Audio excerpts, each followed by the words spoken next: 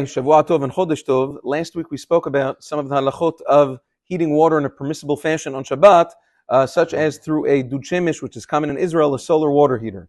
Now, even when water is heated in a permissible fashion on Shabbat, and Maran Zechon V'cha writes that you're allowed to use it, so first of all, that only means that you can use it for minimal parts of the body, face, hands, feet, dishes, and things of that nature. However, to use it to wash the entire body, the Gemara says in Masechet Shabbat Daf Lamed, that's problematic. Why? There's something that's called Gzirat HaBalanim.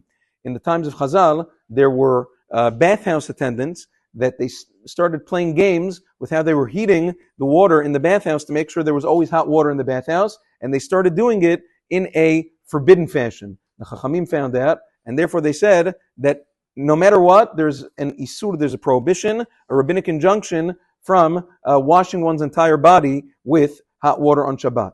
Not only the entire body, the Chachamim said even a majority of the body, and even if it's body part by body part, even if you're not doing it in one shot, is also asur, even when the water was heated before Shabbat or in a permissible fashion on Shabbat. Therefore, there's absolutely no heter under the sun to allow taking a hot shower on Shabbat or bathing in hot water on Shabbat. For that reason, Maran Zechon V'cha goes to great lengths in Sefer Taharat HaBayit. He speaks about if a woman has a Leil Tvilah on Leil Shabbat, on Friday night, what is she supposed to do? Because many of the mikvaot that we have, especially for women, right, they have to be nice and hot, whatever, to make the experience better. Most women's mikvaot are hot. So what do you do about that? So he writes that on Leil Shabbat, it's actually preferable for her to go Bevin Hashmashot, during twilight, between Shki'ah, between sunset, and about 15 to 20 minutes later, which is Tzet HaKochavim. Otherwise, if she dips on Leil Shabbat after Tzet HaKochavim on Shabbat night in a hot mikveh,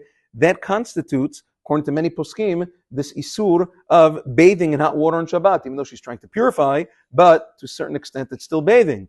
La halacha, Maran Zechon V'cha writes that preferably, like we said, she should go right at Shki'ah on Leil Shabbat. If a woman didn't have a chance, because the tahora of a woman is so important, she can go even in a hot mikveh later on Friday night as well, b'di'avad, if she wasn't able to. But very important, what about for a man? Many men like to go dip in a mikveh on Shabbat. That's wonderful. But for men, especially Sephardic men, the halacha is that it is extremely inappropriate for them to dip in a hot and even in a lukewarm mikveh on Shabbat. If a man wants to dip in it, because over there, the immersion of a man in a mikveh is much less crucial than a woman's. So over there, if a man wants to dip in a mikveh on Shabbat, he should make sure that it is either, it has to be cold, there has to be a chill to the water, not hot and not lukewarm. Otherwise, you should skip the mikveh on Shabbat, especially for Sfaradim. As Hashem will speak about this more in the coming days. Have a wonderful day.